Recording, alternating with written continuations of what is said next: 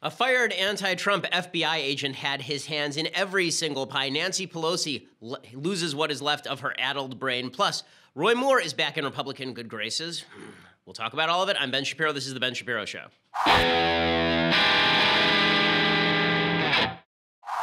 Well, the news is breaking fast and furious. I was just joking to all of my producers before the show that we might have to have a second show a day because the news is actually coming too fast to keep up with it. In the last 24 hours, we've gotten all sorts of fallout on the Mueller investigation. We'll discuss all of that. Nancy Pelosi says that Armageddon has arrived in the form of a basically normal Republican tax bill. Roy Moore is, again, back in Republican good graces.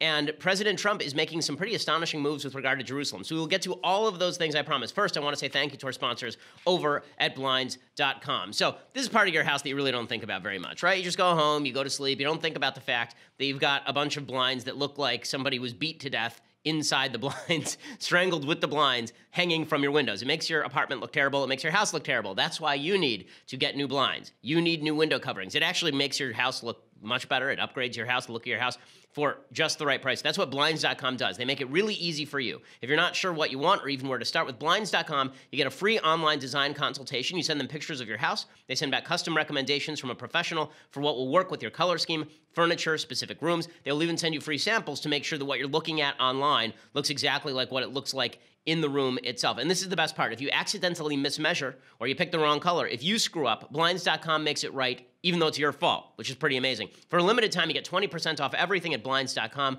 when you use promo code Ben. Again, you get 20% off everything at Blinds.com when you use promo code Ben. That's Blinds.com, promo code Ben, 20% off everything that's faux wood blinds and cellular shades and roller shades and everything else. Use that promo code Ben. Rules and restrictions do apply.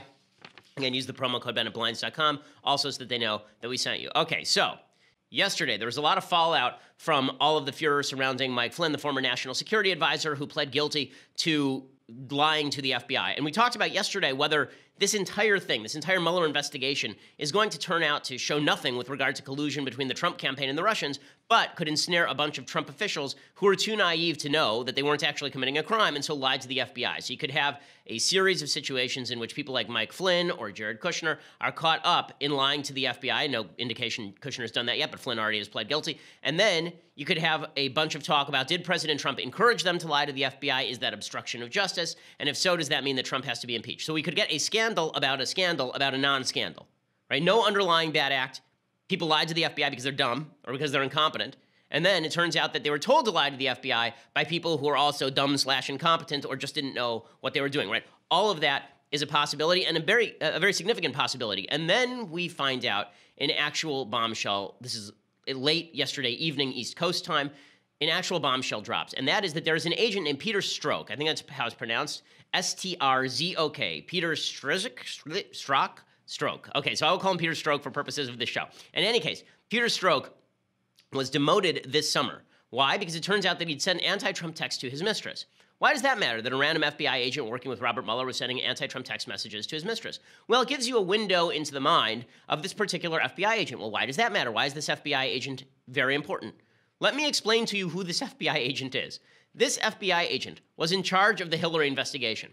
This FBI agent specifically changed the language in former FBI Director James Comey's statement about Hillary Clinton. Originally, they were supposed to say that she had actually involved herself in criminal negligence, essentially, and this guy was responsible, along with Comey, for changing the language to extremely careless, which is a non-criminal standard, right? You remember, we talked about this at the time, that James Comey had changed the actual legal standard. The legal standard does not require intent to mistreat classified information. James Comey changed it to pretend that it required intent, and then he changed the language to avoid the fact that Hillary Clinton probably should have been prosecuted. Well, the guy who actually changed that language was Peter Strzok.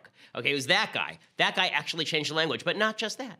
Peter Strzok was also the fellow who interviewed two Hillary Clinton aides, Huma Abedin and Cheryl Mills. It turns out that both Huma Abedin and Cheryl Mills likely, wait for it, lied to the FBI. Were either of them ever prosecuted? No, of course not. Neither of them were prosecuted. So Mike Flynn was prosecuted for lying to the FBI, but nothing from Cheryl Mills or Huma Abedin. And the guy who was in charge of those interviews was Peter Strzok, who was sending anti-Trump text messages to his mistress.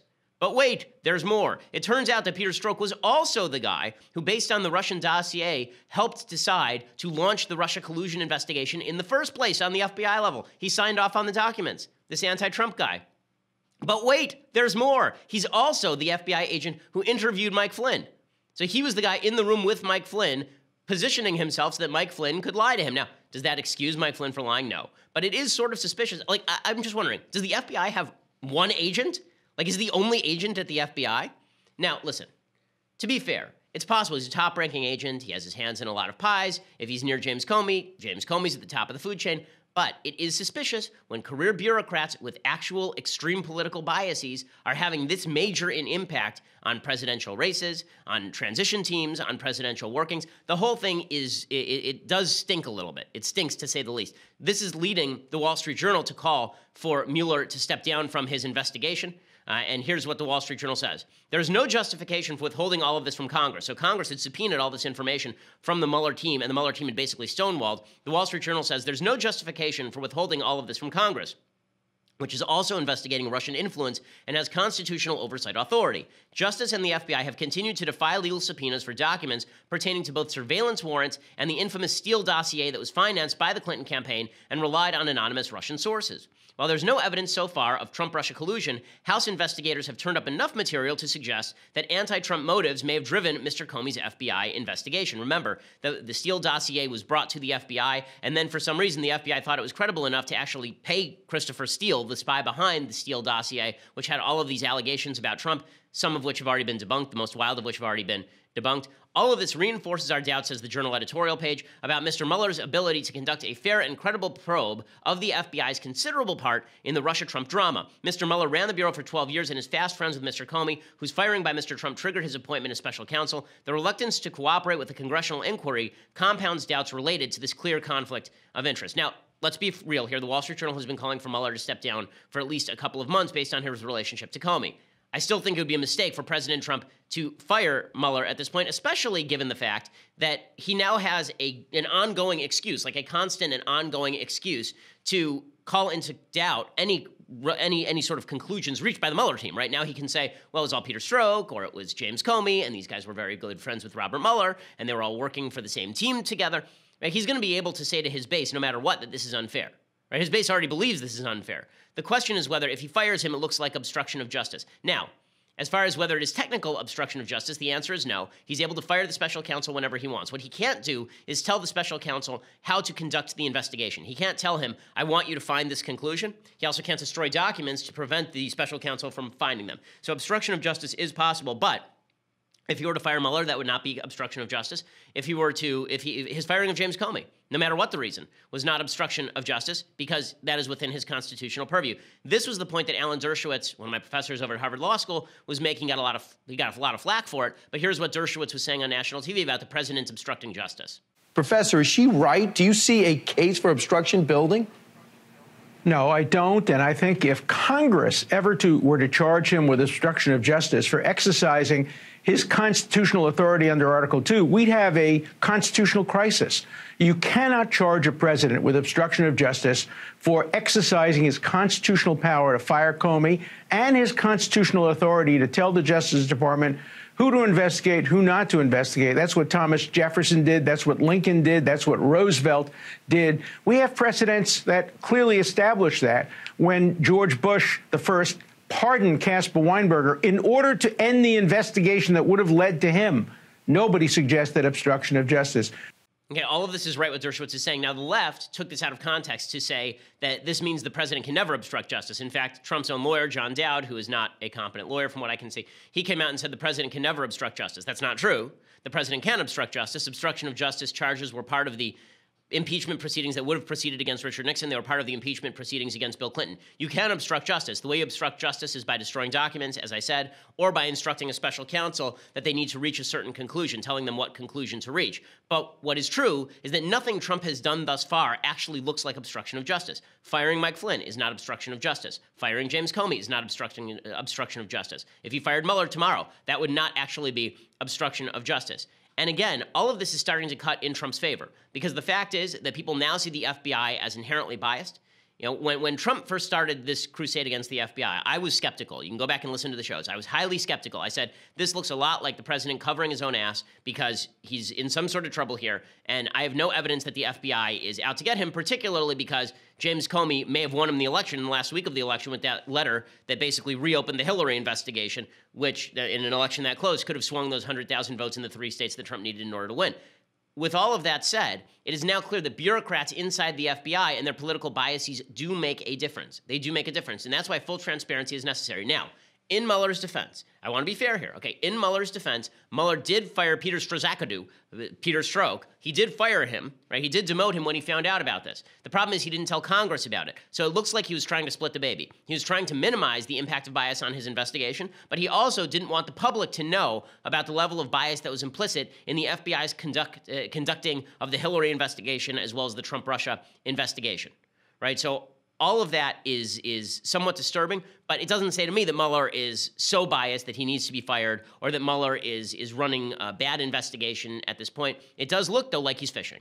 That's what it looks like to me. It looks like Mueller is fishing, and this is all the things he's bringing now are very far-flung from the original charges. Remember, what Democrats were saying is that what originally happened here is that Donald Trump and the Trump campaign colluded with Russia. So far, there is zero evidence of that actual collusion that has been brought. There's evidence that they wanted to collude. There's no evidence of actual collusion. None.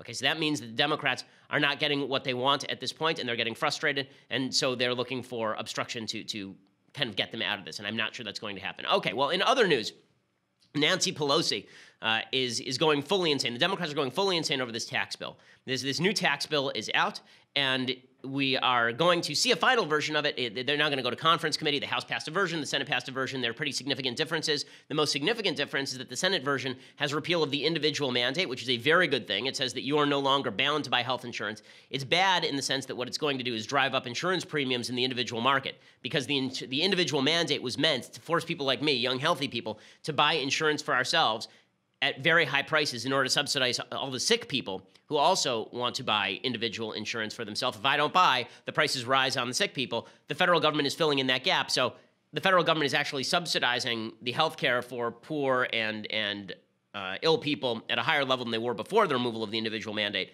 That said, it's a very big move to get rid of the individual mandate in the Senate bill. That does not exist actually in the House bill. That said, we're about to go to conference committee on it. They've picked the people for the conference committee. This thing is going to pass the House. It is going to pass the Senate. There will be a tax reform bill, which is a major accomplishment for the Trump administration, and the Democrats are going completely nuts over it. Before I tell you how Nancy Pelosi has utterly lost her mind, I mean completely and utterly lost what was left of her already addled brain, first I want to say thank you to our sponsors over at MVMT Watches. So MVMT Watches was founded on the belief that style should not break the bank.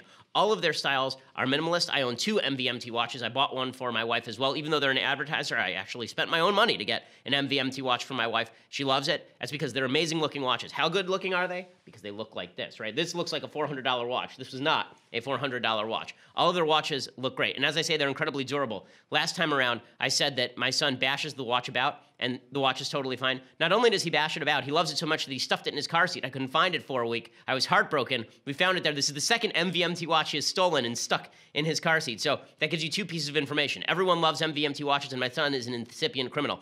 All of that said, MVMT watches make a fantastic Christmas gift, a great Hanukkah gift. You can skip the crowds. You don't have to stand in crazy lines at the mall, and you get an inexpensive watch that looks like an expensive watch. It is just fantastic. They start at $95 at a department store, $400 to $500.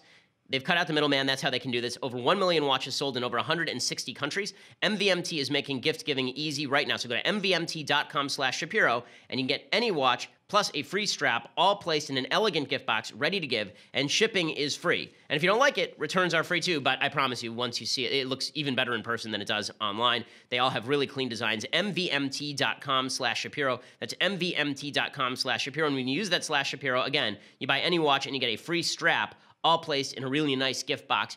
Makes a really easy gift and relieves you of the duty of having to actually think about it or spend tons of money doing it. They're great. mvmt.com/Shapiro. Go check it out. Let them know that we sent you. Okay, so here is Nancy Pelosi. The Botox, as I say, has seeped into her prefrontal cortex. And here she is explaining that we actually have reached Armageddon, like Bruce Willis, Ben Affleck, Liv Tyler, full Armageddon. Here we go. No, it is the end of the road. This healthcare, the debate on healthcare is life, death. This is Armageddon. This is a very big deal because you know why? There's really a very hard way to come back from this. They take us further, more deeply into debt. What can you do but raise taxes? They contend that their gift to corporate America of $1.5 trillion, could be up to $1.5 trillion, will be paid for by the growth it creates. And even their own people say, nonsense, not true. Okay, it's Armageddon. I love when Democrats talk about deficit spending. Okay, as though, oh, we'll have to raise taxes. Like Democrats care. Walter Mondale in 1984 openly campaigned on raising taxes. Barack Obama wanted to raise taxes. Democrats always want to raise taxes. They love taxes. Okay, they should be overjoyed that deficit is being blown out because now they can make an argument for raising taxes. They never want to cut spending.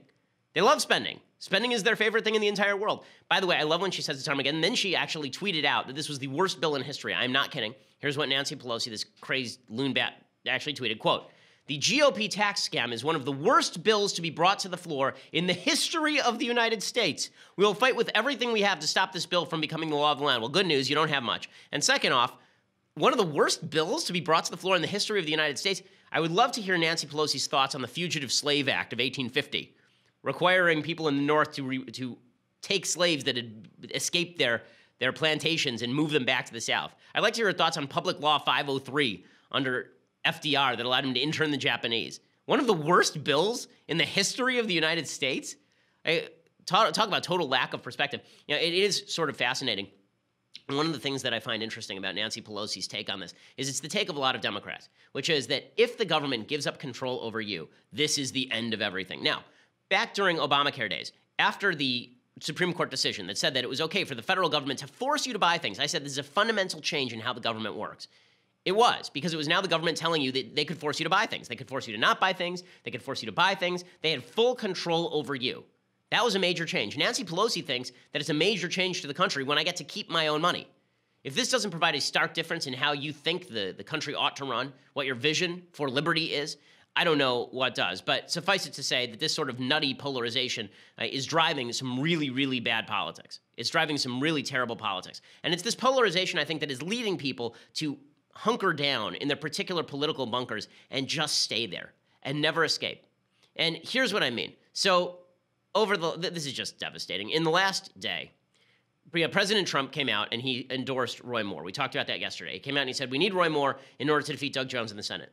And people on the right and people on the left, people everywhere, have no capacity, none, for cognitive dissonance. Cognitive dissonance is the term that means that you want to think one thing, but the facts are the other. So how do you rectify that breach?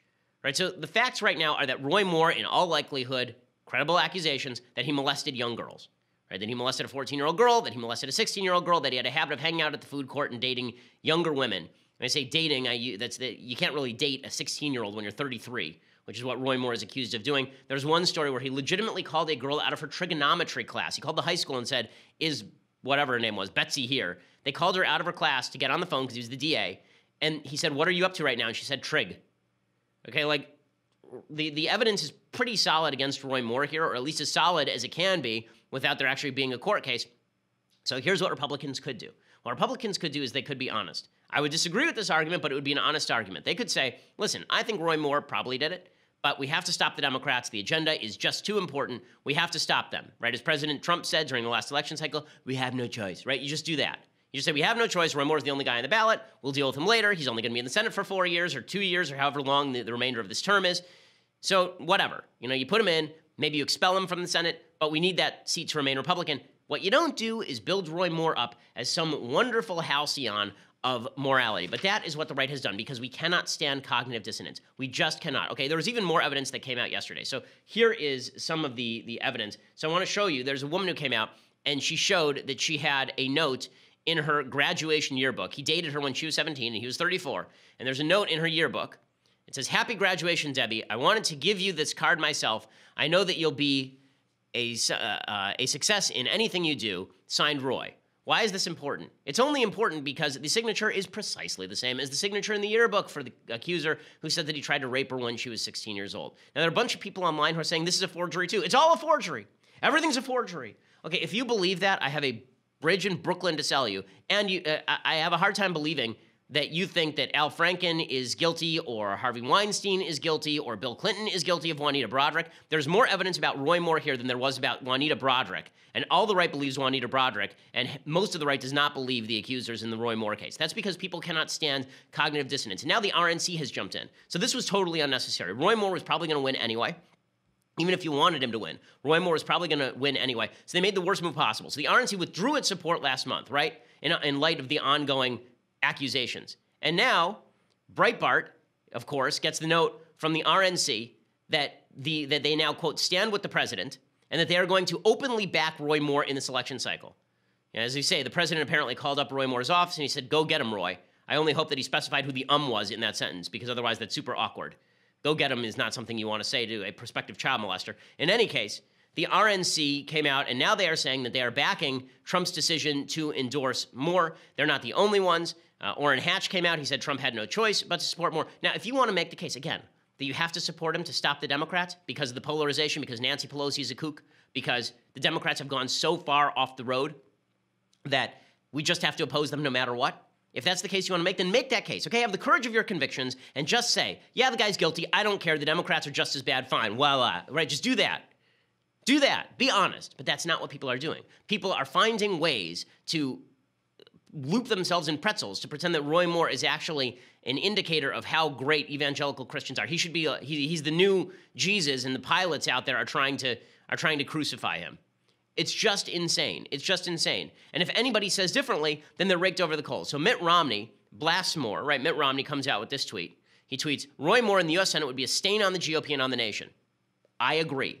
I agree, because I have a thing called long-term interests. I don't think it's good for the long-term interests of the Republican Party to have an credibly accused child molester sitting in the United States Senate being used as a club to beat every Republican into submission. You think Trump was a club used to beat Republicans into submission in 2016?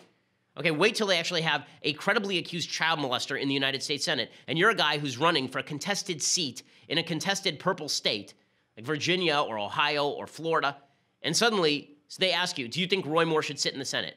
No matter how you answer, it's in a campaign ad.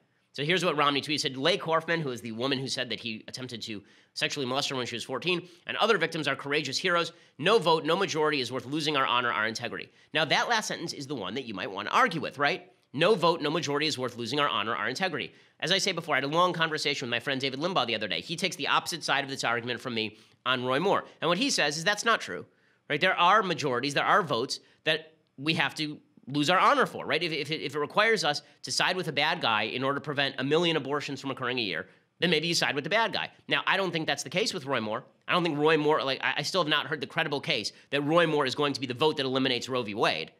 I really have not heard the case, a specific case, that Roy Moore is going to be the deciding vote on the Supreme Court, right? They still have 51 votes in the United States Senate, and it's likely they'll pick up a couple of more here. But if you want to make that case, right? That's the sentence to argue with. No vote, no majority is worth losing our honor, our integrity. But people are getting upset about this. They're saying there's no loss of honor or integrity to backing a child molester. So Roy Moore responded in exactly kind. I'll show you Roy Moore's response to this in just a second. But first, I want to say thank you to our advertisers over at Realty Shares. So if you're looking to invest, right, if you're somebody who wants to build your portfolio and you don't really know how, but you know that a lot of people make money in real estate, then Realty Shares may be for you. It's not an offering of securities. Private investments are highly illiquid and risky, are not suitable for all investors. Past performance is not indicative of future results. Securities offered to accredited investors through North Capital Private Securities, member FINRA, SIPC. So RealtyShares.com has demolished the walls between you and real estate investing. You don't need millions of dollars or even hundreds of thousands of dollars or even tens of thousands of dollars. You can invest fractionally in vetted assets. So hundreds of people invest fractionally. You reduce the cost of an initial investment. You take $5,000 and you can invest along with a bunch of other people in particular projects that Realty Shares has vetted. If you make $200,000 a year, you may qualify. You can find out today at RealtyShares.com/Ben. It's free to sign up, browse investments. You set up, takes just a few minutes, and then you can manage and invest straight from your phone or computer through their simple, secure online process. All it takes is $5,000 to make an investment. There are no hidden fees. Close to 100,000 investors are using Realty Shares, with over $60 million in principal returned to investors. Right now, Realty Shares has a special offer just for our listeners. If you go today to RealtyShares.com/Ben, that's RealtyShares.com/Ben, you get $100 for your first investment. So it's not $5,000, it's $4,900. RealtyShares.com/Ben. Use the /Ben to get the $100 discount and get involved in investing, folks, because the fact is that if you think Social Security is going to be there for you, it ain't, particularly if you're near my age. No, all that money's gone. Okay, forget about it. If you actually want to be wealthy and independently oriented, then you need to actually invest your cash. So go to realtyshares.com/Ben. Okay, so here's how Roy Moore responded to Mitt Romney. And I do get the feeling there are a number of Republicans who, whenever you say a thing like, you are compromising your morality to support a child molester, they can't stand the cognitive dissonance. They can't say, you know what, you're right. It is a compromise of my morality. But you would also be making a compromise of your morality to sacrifice a Senate seat to a guy who supports abortion till birth. Right? And then we can decide who's compromising their morality more and what the costs and benefits are. And that's an honest conversation. That's a conversation we could have when we both acknowledge that morality is being compromised. But people on the Judge Roy Moore side refuse to acknowledge this compromise in morality. So Moore writes back, either Mitt Romney has lost his courage or he doesn't care about truth anymore. Sad day. Has lost his courage? Doesn't care about truth? Judge Roy Moore changed his story again this morning. Again. He came out and he now says he doesn't know any of the accusers. He admitted before he knew some of the accusers. Then one of the accusers came forward and said, well, by the way, here's a note in my graduation book from Roy Moore. He says, well, I don't know her. I guess it's a forgery. And then he says, America's reawakening was led by real Donald Trump, not you, Mitt. Hashtag defeat the elite. Hashtag drain the swamp. Now, I love this appeal to Trump, right? The appeal to Trump is the idea that you have to embrace all that is bad about Donald Trump in order to embrace the policies of Donald Trump or to embrace the fact that there are Republicans who are willing to fight back. I've always said that I like that Trump is willing to punch back. My problem is that sometimes he punches a baby, right? That's always been my problem with Trump. Sometimes he punches the bad guys, and sometimes he punches a puppy. You just don't know which it's going to be. But the idea that Mitt Romney stands up and says, let's not vote for a child molester, and Roy Moore goes, well, you're irrelevant because Trump. If I were Trump, I'd be insulted by this. If I were Trump, I would be. I mean, I don't think Trump would be because I think Trump likes praise, but the idea that America's reawakening was led by Trump, not you, Mitt, and that reawakening means vote for the child molester, even if you make the case that Trump did something Mitt didn't, which I agree, okay? Trump, again, punched back, Mitt did not. I fully agree with that. But the idea that means vote for the alleged child molester, that's dicey stuff at best. And again, the defenses that are being just trotted out here by the Moore campaign are, shall we say, garbage. Here is, to put it mildly, here's a Roy Moore spokesperson. She was on CNN this morning with Poppy Harlow. Her name is Jane Porter. This was one of the worst interviews I have ever seen on national television, and that's saying a lot. I've been here for the last year and a half. Okay, this was just, wow. Okay, play it. Poppy, we need to make it clear that there's a group of non-accusers that have not accused the judge of any sexual misconduct or anything illegal. But when we're talking about Lee Korfman, even her own mother said that her report to the Washington Post, that her life spiraled out of control after this alleged incident. Well, actually, the court records say differently.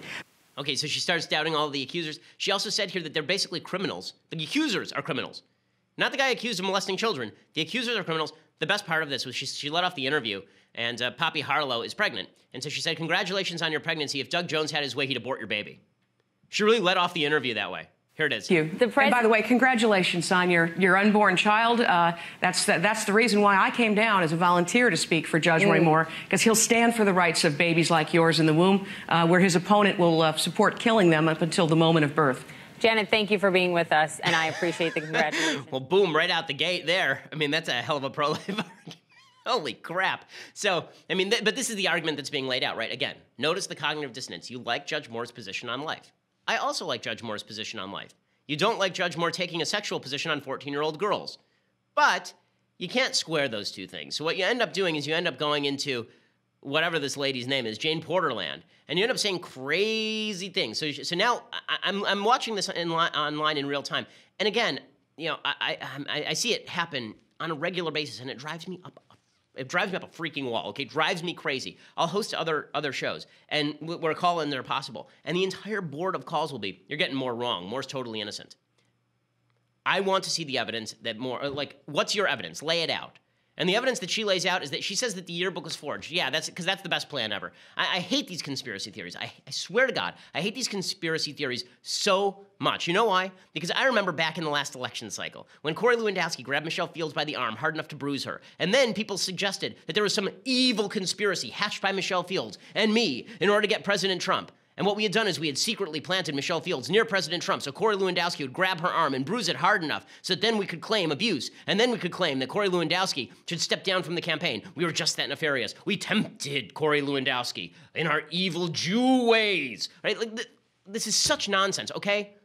There are 8 accusers. There are 4 accusers who have said that Roy Moore sexually treated them when they were underage. 4, they've been, every detail that they say has basically been confirmed. And we're sitting around talking about this like this is a real thing. Again, you want to have an honest argument about whether to vote for more? Here's the honest argument. The costs of voting for more outweigh the benefits, or the benefits of voting for more outweigh the costs. That's the only honest argument. But to pretend that you're not making any moral compromise whatsoever in voting for a credibly accused child molester, and the RNC has to sink dollars in and pretend like nothing is wrong here is just gross. It's just gross. And it's being driven by the polarized politics. It really is. Because what you see from the Democrats is the same thing. You're seeing it in the same way from the Democrats. And what I mean by that is that when you look at the Democrats today, so John Conyers comes out, right? John Conyers came out today, and he finally said that he is retiring. He didn't say he's stepping down. He didn't say he's quitting. He said he's retiring. And not only is he retiring, because we live in a feudal fiefdom, he's handing over his seat to his son. No, I'm not kidding. He said he endorses his son. So he's, apparently there's an accusation that he sexually groped a woman in church. These are the people who run our country, folks. These are the people. And he says to his constituents, by the way, you should vote for my son. Okay, it's not a punishment. So the Democrats are leaving Conyers to basically appoint his successor in the royal fiefdom of Detroit. And Al Franken is going to remain. And Keith Ellison, who's almost the head of the DNC, and who was a fan of Louis Farrakhan and is an anti-Semite, right? This guy is out there on Democracy Now! Of all places, defending both Conyers and Franken, saying they should evaluate themselves. And then you wonder why people are rallying to Roy Moore? Because no one can stand the cognitive dissonance. On the left, Franken and Conyers, they're fine because they're on the left. And on the right, Roy Moore is fine because he's on the right. And those other people are just so bad. This is how morality dies. Here's Keith Ellison. Here's the thing. I would ask every member of Congress, including those, to look inside their conscience and ask themselves just a few questions. Can you be effective? If you stood up your whole life to stand up for the rights of people, and both of them have, is it not a moment now where you apply some standards to yourself that you... So we'll ask you to be a nice guy, right? Yeah, this worked well for McConnell, who said that he wanted Moore to step down and then turned around and said he'll back Moore. Yuck. Okay, so we'll put all of that nasty news aside and the fact that no one has any moral scruples and everybody's garbage. We'll put all of that aside for a moment, and let's talk about some good news. So the Trump administration is doing a couple of things that are really, really quite good. So the first thing that they are doing that is quite good is that President Trump announced yesterday that he was going to change policy on public lands. So first I want to show you a map of what public lands look like in the United States. Okay, this is a map. The red marks areas that have been marked off by the federal government and are in control of the federal government. What you'll see is that in the east, the public lands are relatively limited, and then you move out west.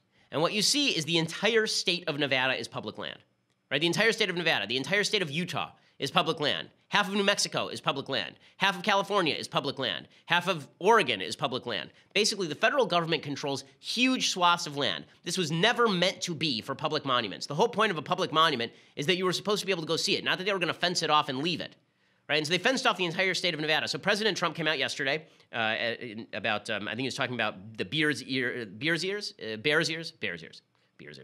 Ears Memorial in Utah, and he said that they are going to restrict the amount of land the federal government is gobbling up, which is exactly right. Okay, what Trump says here is exactly right, and it is good policy. I will sign 2 presidential proclamations. These actions will modify the national monuments designations of both Bears Ears and Grand Staircase Escalante. As many of you know, past administrations have severely abused the purpose, spirit, and intent of a century-old law known as the Antiquities Act. Okay, and he's totally right about this. Okay, so what Trump is doing here is totally necessary. Now, the left will say, oh, he's opening all this up to exploration and drilling and mining. Ooh. Again, look at that map again, and what you will see is that the federal government, if you think they need that much land in order to prevent mining, then you are out of your mind. Okay, the federal government under President Obama particularly did all of these land grabs. It's one of the reasons why you had all of these conflicts with local ranchers and farmers who want to graze their cattle, and there's some tortoise that the federal government wants to protect by restricting the entire state. There's a lot of the conflict with the Bundy family in Nevada, for example. The fact is that all of this land, a huge portion of this land, should be privatized. It should not be left in public hands. This was not the purpose of the federal government protecting antiquities. Okay, so that's good piece of news number 1. Good piece of news number 2 is a really huge piece of news, and that is it appears that the Trump administration is going to move the embassy in Israel to Jerusalem, which is great, okay? This is obvious. Jerusalem has been and will be the eternal capital of the Jewish people and the state of Israel. the idea that it was not, that it was Tel Aviv, which is a secular city that was founded in like the 1920s. The idea that that is the capital of Israel is asinine. It has never been the capital of Israel. Jerusalem has always been the capital of Israel. Trump is doing the right thing. Now, you have the terrorist regimes, the Palestinian terrorist regimes who have been voted for. Literally the only people that Palestinians have ever voted for are all terrorists. I mean, there haven't been that many votes, but every group they've ever voted for is a terrorist group. Islamic Jihad, the Palestinian Authority, Fatah, which is the military wing of the Palestinian Authority, Hamas, which runs the Gaza Strip, they're now saying, oh, well, if you do that, we'll commit terrorist attacks. Yeah, what else is new? It's a day ending in Y. Of course you're going to commit terrorist attacks. This is what you do. If the United States does not want those terrorist attacks to occur, they should do two things. One, they should move the embassy to Jerusalem, and they should say, listen, this is now the starting basis for negotiations. It's up to Israel how they want to negotiate with this, but this is their capital. So stop with these fantasies that we're going to push Israel to hand over its capital. Not going to happen. Once that fantasy is off the table, a lot of the terrorism simply goes away, really, because all of terrorism is driven by hope, not by fear. Palestinians don't bomb things because they're fearful that they are going to lose. They bomb things because they're hopeful they're going to win. They're hopeful they're going to pressure the United States into doing things. The next step is for Congress, if terrorist attacks occur, to pass the Taylor Force Act and withdraw funding from the Palestinian Authority. We give them somewhere from 300 to 400 million American taxpayer dollars every year. A huge swath of that goes to either terrorism or the pockets of the evil, murderous dictators who run that place, or the evil, murderous elected officials, in the case of Hamas. We should just cut off the funding. There's no reason your taxpayer dollars or mine should go to terrorist entities. The Palestinian Authority is a terrorist entity. This is a great move from Trump. If this materializes, I'm sure we'll talk about this a lot more tomorrow, because I want to lay out the full history of Jerusalem tomorrow in a little bit more fulsome way, so that you understand that all of the claims to the contrary about Jerusalem are just nonsense. Serious changes are taking place across the Middle East, like real serious changes. In part, unintended consequences of bad Obama policy. The Saudis are now working openly with the Israelis. They're talking about how they might stop supporting the Palestinians. Major changes taking place, and the Trump administration taking a leadership role in that. So that is actually good stuff. Okay, so now I want to move over to things I like and things I hate, so we have time for that. But first, you're going to have to subscribe. For $9.99 a month, you can get a subscription to the Daily Wire. Yes, you. I'm talking about you, my friend. You can have a subscription to the Daily Wire for $9.99 a month. That means you get the rest of this show live on video. It means that you get the rest of the Michael Knowles show live on video. It means you get the rest of the Andrew Klavan show live on video. It means that we have something called The Conversation. Our 4th episode of The Conversation is coming up Tuesday, December 12th, 5 p.m. Eastern, 2 p.m. Pacific, featuring your favorite, me. Subscribe today to be a part of the conversation and ask me questions, which I will alternatively mock or answer, and I'll answer you even if I mock you, maybe. But I'll answer those questions only if you are a subscriber. The conversation streams live on Daily Wire Facebook page, Daily Wire YouTube channel. It's free for everyone to watch, but again, only subscribers can ask the questions. So to do that, you just log into our website at dailywire.com. You head over to the conversation page to watch the live stream. After that, you type into the Daily Wire chat box, and I answer questions as they come in for an entire hour. So ask the questions that have been burning a hole in your pocket. Subscribe to get your questions answered by me. December 12th, 5 p.m. Eastern, 2 p.m. Pacific. Join the conversation. If you want all of those glories, plus this, the very greatest in all beverage vessels, the Leftist Tears Hot or Cold Tumbler, all you have to do is go over to dailywire.com and get an annual subscription, $99 a year. So it's less expensive than your monthly subscription. Plus, you get all the aforementioned wonders. If you just want to listen later, go to iTunes, SoundCloud, YouTube, subscribe, leave us a review. We always appreciate it. Largest, fastest growing conservative podcast in the nation are we.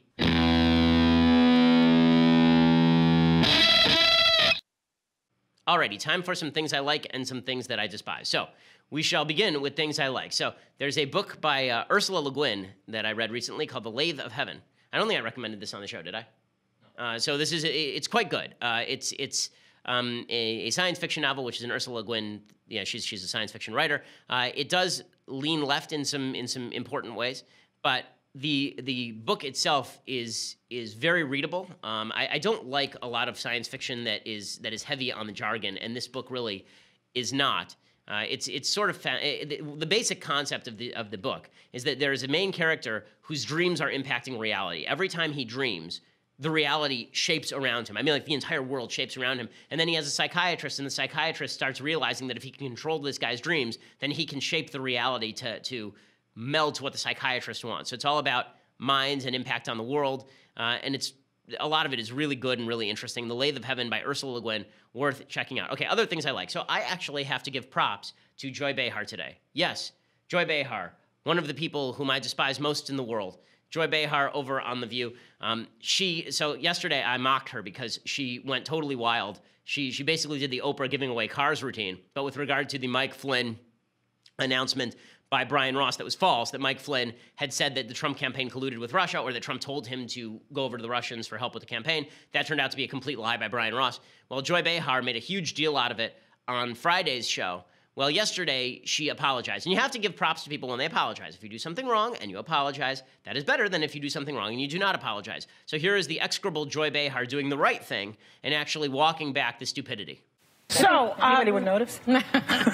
So on Friday's show, apparently I was guilty of premature evaluation. I hear they have a pill for that now. Here's what happened. ABC News reporter Brian Ross released a story claiming that when Trump was a candidate, he told Michael Flynn to contact the Russians. Ross later corrected himself, saying it was actually when Trump was president-elect. Now, Brian has been suspended for a month.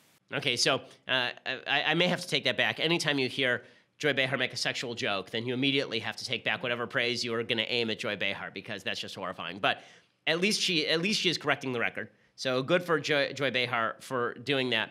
I have to admit, there's part of me that hopes that because I have now given just the merest of de minimis niceties to Joy Behar, that now I'm invited on the show. This is one of my lifelong dreams, is to appear on The View. I will admit it. This is one of the things I would love best in life, because it would be epic television. I mean, let's be real, folks. If I were on The View, who would not watch that?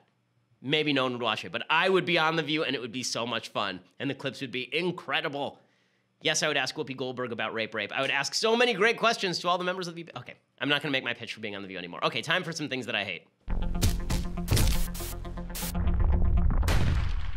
So as I mentioned yesterday, today in the Supreme Court, there was a big hearing over what they call the Masterpiece Cake Shop case. The Masterpiece Cake Shop case is basically a gay couple went into the cake shop of a religious Christian. The religious Christian said, sure, I'll give you a cake for your gay wedding, but I'm not going to put a cake topper with 2 dudes on top of it, nor am I going to put any messaging about congratulations to Bob and Steve Rue on their wedding, because that's not in line with my religious feelings. He also refuses to do the same thing for divorce parties. He refuses to do the same thing for anti-gay messages. If you go in there and you want to put on your cake, I hate gay people, he won't do that either. So this guy has, his own standards for where he will exercise his free speech rights and how he will use his business skills.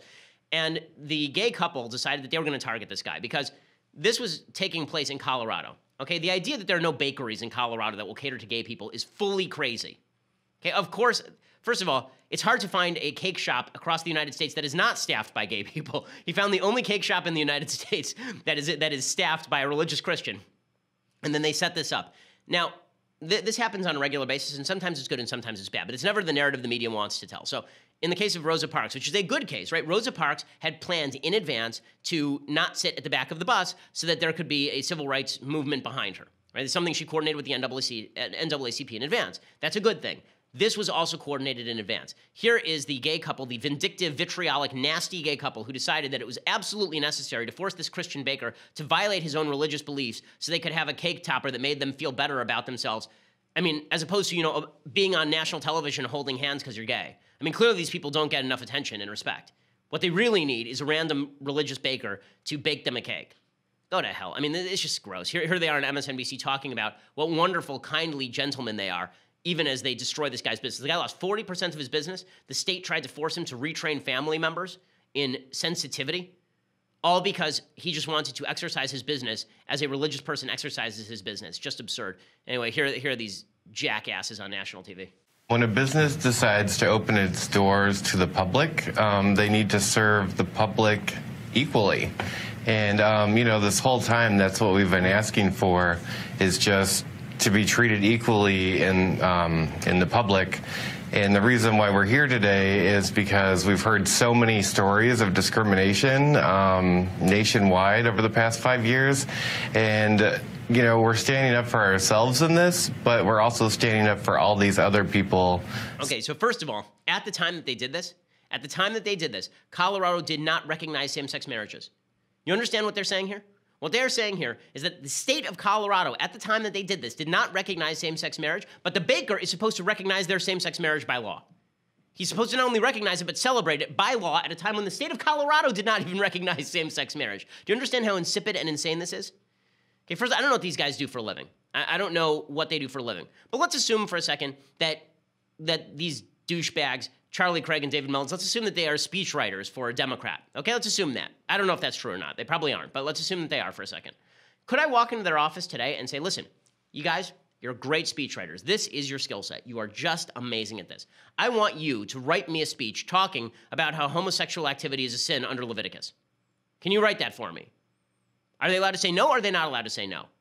So according to their own light, they would not allowed to be say no, right? Because they would then be rejecting services to me, even though they're services they don't want to provide. It doesn't matter. I want them to provide the services. They'll give their services to anyone else, but they won't give their services to me. That's a violation of my rights as a consumer. See, the thing is that everyone who looks at this case knows this isn't about consumer rights.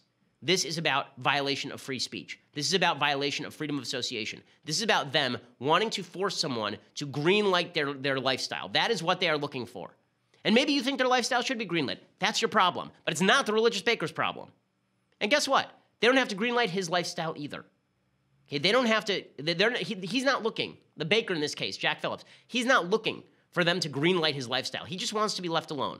My sympathy and the moral impetus always lies with the person who wants to be left alone.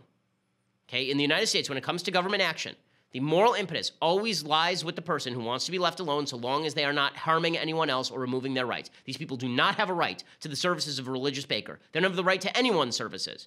You do not have the right to my services. I don't have the right to your services. If we don't respect the fact that we cannot demand crap from each other just because we want it, and what are we, 3?